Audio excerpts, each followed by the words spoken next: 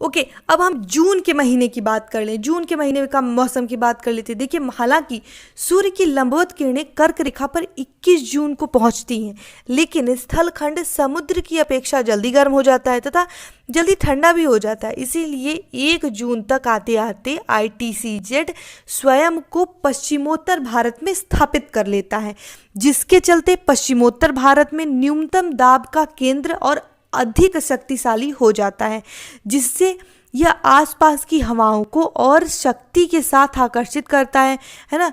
और इसके चलते यहाँ आसपास की भूखंड में बहुत गर्म हवाएं चलती हैं और इन गर्म हवाओं को हम लू कहते हैं।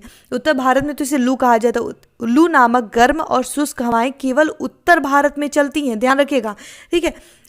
जब पश्चिमोत्तर भारत में ITCZ यानी मानसूनी निम्न दाब द्रोणी जब आता है तो ध्यान रखिएगा कि ये हम भारत की बात कर रहे हैं। वैसे निम्न दाब द्रोणी, लेकिन मानसूनी निम्न दाब द्रोणी जब शब्द आता है तो बिल्कुल वैसे इसे विषुवत रेखीय निम्न दाब द्रोणी कहते हैं, या अंतः उष्ण कटि अभिसरण क्षेत्र कहते हैं, या फिर विषुवत रेखीय निम्न दाब द्रोणी कहते हैं। लेकिन जब यहाँ भारत की बात कर रहे हैं तब इसे मानसूनी निम्न दाब द्रोणी कहते हैं। तो अगर कहीं मानसूनी निम्न दाब द्रोणी आता है तो ध्यान रखिएगा कि हम भारत की बात कर रहे हैं, और कहीं पे विषुवत रेखीय निम्न दाब द्रोणी आते हैं तो समझिए कि हम विषुवत रेखा की बात कर रहे हैं ना। तो इससे कंफ्यूज मत होइएगा, आप ध्यान रखिएगा इसे। देखिए, 1 जून तक आते आते जब पश्चिमोत्तर भारत में ITCZ यानी मानसूनी निम्न दाब द्रोणी 1 जून तक आते आते यह बहुत शक्तिशाली हो जाता है, और तो यह हिंद महासागर की आर्द्रता वाली हवाओं को खींचने लगता है। क्योंकि भारत में हिंद महासागर से आने वाली हवाएं दक्षिण पश्चिम दिशा की ओर प्रवाहित होती हैं, इसीलिए इसे हम दक्षिणी पश्चिमी मानसून कहते हैं। भारत में 90% वर्षा इसी मानसून यानी दक्षिण पश्चिमी मानसून से होती है। दक्षिणी पश्चिमी मानसून भारत में प्रवेश करते ही सबसे पहले पश्चिमी घाट से टकराकर केरल के मालाबार तट पर 1 जून को वर्षा कर देती है। इसके बाद ये क्रमशः उत्तर में हिमालय तक और पश्चिम में दिल्ली तक वर्षा करती है ना। आई होप अब आपको इसे काफ़ी कुछ समझ में आ गया होगा। अब दक्षिणी पश्चिमी मानसून में भी कई शाखाएं हैं, जैसे अरब सागर शाखा है एक, तो अरब सागर शाखा के बारे में थोड़ा सा जान लीजिए। देखिए, पश्चिमोत्तर भारत में विकसित ITCZ जब अत्यधिक शक्तिशाली हो जाता है तो दक्षिणी गोलार्ध के दक्षिण पूर्वी व्यापारिक पवनों को अपनी ओर आकर्षित कर लेता है। ये पवनें उत्तरी गोलार्ध में मुड़ते ही दाहिनी ओर मुड़ जाती हैं और भारत की ओर रुख कर लेती हैं। चूंकि ये पवनें दक्षिण पश्चिम दिशा से भारत की ओर रुख कर रही हैं, इसीलिए इन्हें दक्षिण पश्चिम मानसून कहते हैं ना। हिंद महासागर से होकर आने के कारण ये हवाएं अत्यधिक आर्द्र होती हैं। दक्षिण पश्चिम से पूर्व पश्चिमी पूरे पश्चिमी घाट पे दक्षिण पश्चिमी मानसून पूरे पश्चिमी घाट पे वर्षा करती है। 15 जुलाई तक आते आते पूरे भारतीय उपमहाद्वीप दक्षिण पश्चिमी मानसून के प्रभाव में आ जाता है। दक्षिणी पश्चिमी मानसून के कारण 1 जून से 15 सितंबर तक वर्षा होती रहती है ना। जैसे कहते हैं ना कि अब जून आ गया, बारिश होने वाली है। उत्तर प्रदेश में ये कहते भाई अब 1 जून हो गया, अब मैक्स ऑफ जुलाई तक आते आते खूब जम के वर्षा होगी। 12-13 जून के बाद तो लगने लगता है कि अब धीरे धीरे बादल मौसम चेंज हो रहे हैं, बारिश होने वाली है। ये मौसम आ जाता है, 15 सितंबर तक बढ़िया बारिश होती है। दक्षिण पश्चिमी मानसून की 2 शाखा हैं, अरब सागर शाखा और बंगाल की खाड़ी। जो अरब सागर शाखा है वो अरब सागर से बहकर आती है, बंगाल की खाड़ी बंगाल खाड़ी से उठती है। अब इन सब में एक बहुत ही इम्पॉर्टेंट शब्द आता है, एडियाबेटिक तापहास। ये जो है ये अपने आप में बहुत इम्पॉर्टेंट टॉपिक है। इससे क्वेश्चंस आए, हो सकता है कि इससे मेंस में क्वेश्चन पूछ दे, हो सकता है प्रीलिम्स में घुमा फिरा के पूछ दे। तो इसे हम थोड़ा सा आपको समझा देते हैं, थोड़ा पेशेंस के साथ इसे सुन लीजिए। एडियाबेटिक तापहास क्या है, और इसको पेन और कॉपी लेकर के नोट कर लीजिए जो मैं बोलती जा रही हूँ, है ना। देखिए, पहाड़ी से टकराकर हवा जब ऊपर उठती है तो हवा के ताप में जो कमी आती है उसे एडियाबेटिक तापहास कहते हैं।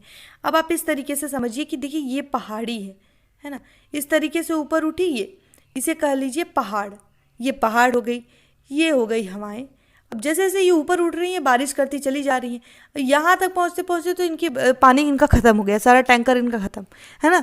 एडियाबैटिक तापहास के कारण हवाओं के तापमान में इतनी कमी आ जाती है कि हवाएं अपनी नमी पहाड़ियों की ढाल पर ही छोड़ देती हैं। इसे पर्वतीय वर्षा कहते हैं। उदाहरण के लिए जब दक्षिणी पश्चिमी मानसून की अरब शाखा पश्चिमी घाट से टकराती है तो ऊपर उठती है और एडियाबैटिक तापहास के कारण पश्चिमी तटीय मैदान पर वर्षा कर देती है। अगर ये क्वेश्चन बनता है कि पश्चिमी तटीय मैदान पे जो वर्षा होती है उसका कारण, इस टाइप का अगर कोई कूट बनता है उसमें आपको 2 3 4 पॉइंट्स देते हैं या 2 पॉइंट्स देते हैं और एक कहीं पे भी एडियाबैटिक तापहास की बात कही है, थोड़ा ध्यान से सुन लीजिएगा, इसके कारण अगर वर्षा की बात कही है तो बिल्कुल उसे लगा लीजिएगा, वो सही होगा, है ना। भारत अरब, देखिए अरब सागर शाखा द्वारा सबसे ज़्यादा मालाबार तट पे वर्षा होती है ना। 4 पॉइंट्स में से 1 पॉइंट अगर आ गया तो आप बिल्कुल लगा लीजिएगा। पश्चिमी तट पर होने वाली वर्षा दक्षिण से उत्तर की ओर घटती चली जाती है, क्योंकि पश्चिमी घाट का दक्षिणी मैदान अधिक ऊंचा है।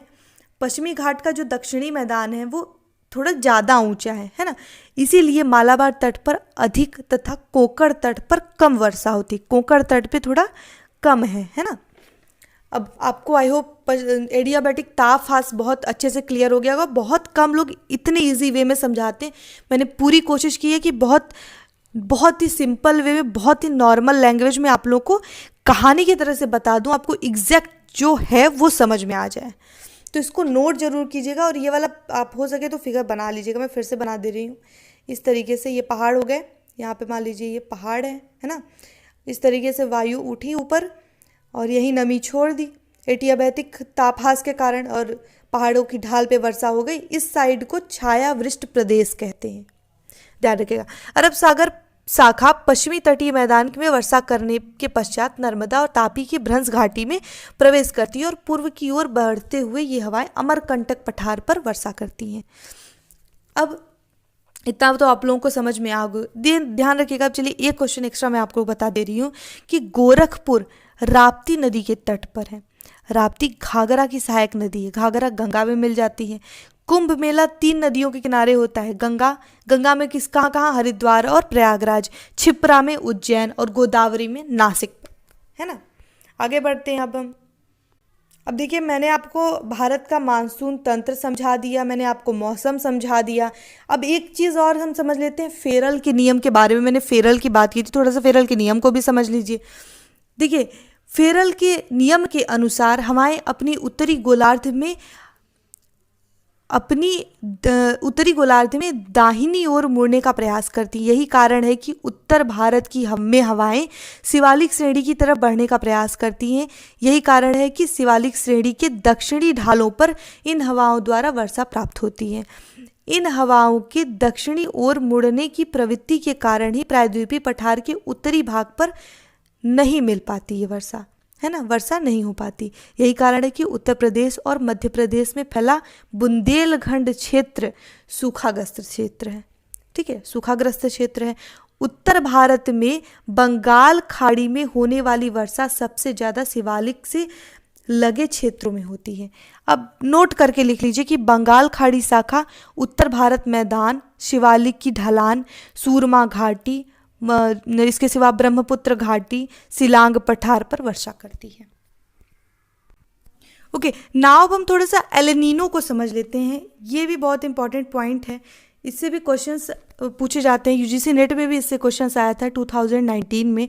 तो थोड़ा सा एलनीनो को भी समझ लेते हैं। देखिए, प्रशांत महासागर में दक्षिणी अमेरिका के पेरू तट पर निम्न वायुदाब उत्पन्न होने के कारण हिंद महासागर और पश्चिमी प्रशांत महासागर से सभी पवनें निकलकर पूर्वी प्रशांत महासागर पर पहुंचकर वर्षा करती हैं, जिससे दक्षिण पूर्वी एशिया भाग में वर्षा नहीं होती और सूखा पड़ता है, जिसका प्रभाव भारत में भी देखने को मिलता है। तो क्या होता है कि यही है एल नीनो। एक शब्द आता है लानीनो। ये लाल नीनो क्या है, क्योंकि एल नीनो से थोड़ा सा कन्फ्यूजन में आ जाता है। एल नीनो का विपरीत प्रभाव होता है, जो कि एल नीनो का कुछ समय के बाद जरूर आता है ना। क्या होता है कि जैसे एल नीनो में कभी सूखा पड़ता है, ला नीनो में क्या होता है, इन क्षेत्र में सूखा नहीं पड़ता है और जम के बारिश हो जाती है। बस इतना ही फर्क है और कुछ खास नहीं। तो ये जो पॉइंट्स थे 1-2 चीज़ के, ये मैंने आपको बता दिया। फेरल का हो ही गया है।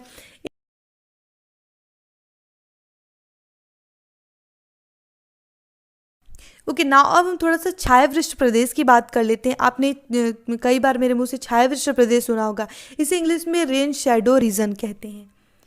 ये है भारत का निचला हिस्सा, ठीक है, पठारी क्षेत्र।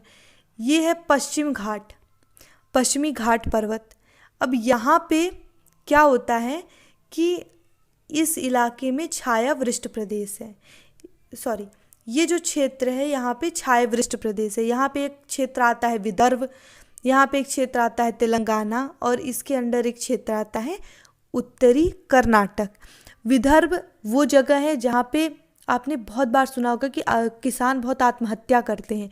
क्यों? क्योंकि वहाँ पे बारिश नहीं होती है। अभी मैं इसको समझाऊंगी क्या प्रॉब्लम है, किस वजह से बारिश नहीं होती है, जिसकी वजह से क्या होता है कि किसान वहाँ पे खेती तो स्टार्ट कर देते हैं, बट बारिश नहीं होने के कारण इस आशा में स्टार्ट करते हैं कि इस बार तो शायद बारिश हो जाए, और हालांकि अब तो डैम्स वगैरह बन गए हैं तो थोड़ा सा चीज़ें नॉर्मल हो गई हैं। अब थोड़ा समझते हैं कि ये छायावृष्ट प्रदेश का क्या इशू है। ये है पश्चिमी घाट पर्वत, है ना। अब पर्वत का ये जो हिस्सा है, यहाँ पे तो ये पवन सम्मुख ढाल है। यहाँ पे एडियाबेटिक तापहास के कारण से बारिश हो जाती है।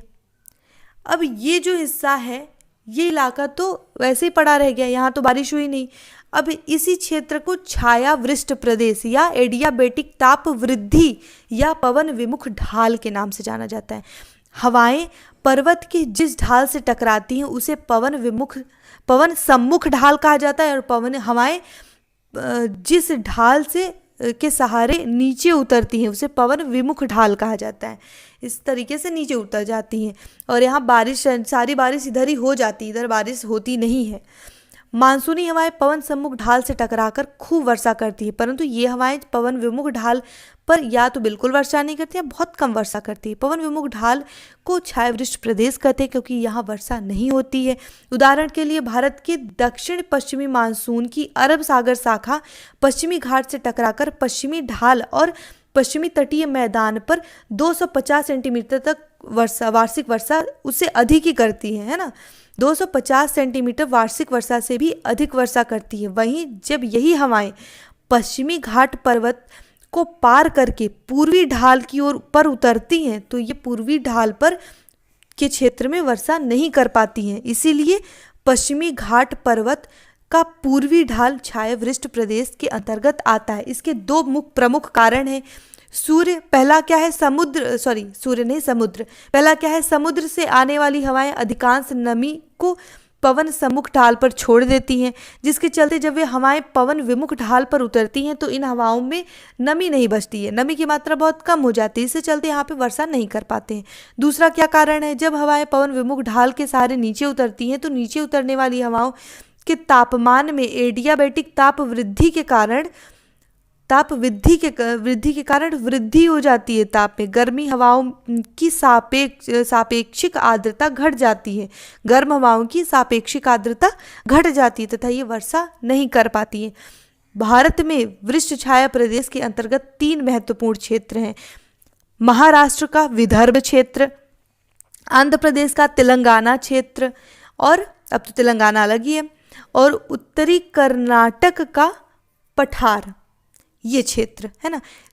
यहाँ कटीली और मोटी झाड़ियाँ पाई जाती, यहाँ वर्षा नहीं होती। इसी के साथ आज का ये टॉपिक यहाँ पे समाप्त होता है। आई होप ये लेक्चर आपको पसंद आया होगा। वीडियो अच्छी लगी तो प्लीज़ इसे लाइक कीजिएगा। अगर आपने अभी तक हमारे यूट्यूब चैनल को सब्सक्राइब नहीं किया है तो प्लीज़ इसे सब्सक्राइब कीजिएगा और बेल आइकन जरूर से क्लिक कीजिएगा। मेरे वीडियोज़ आते रहते हैं और आई होप ये लेक्चर आपको पसंद भी आ रहा होगा। अगर अच्छा लगा हो तो कमेंट बॉक्स में बताइए हमें। कोई भी कमी रह गई हो, कुछ एक्स्ट्रा आपको जानना हो या कुछ छूट गया हो पॉइंट, तो प्लीज़ कमेंट किया कीजिए, आप बताया कीजिए जिससे पता चले, और प्लीज़ लाइक किया कीजिए, जिससे समझ में आता है कि आपको अच्छा लग रहा है कि नहीं, क्योंकि हमारा कांटेक्ट ऐसे ही हो सकता है। आप हमें लाइक करेंगे, आप हमें कमेंट करेंगे तो हमें समझ में आएगा कि आपको वीडियो कैसी लग रही है। And thank you so much for watching, thank you so much for all your supports. आप हमेशा सपोर्ट कर रहे हैं, चैनल बढ़ भी रहा है आप लोगों की वजह से। Thank you so much.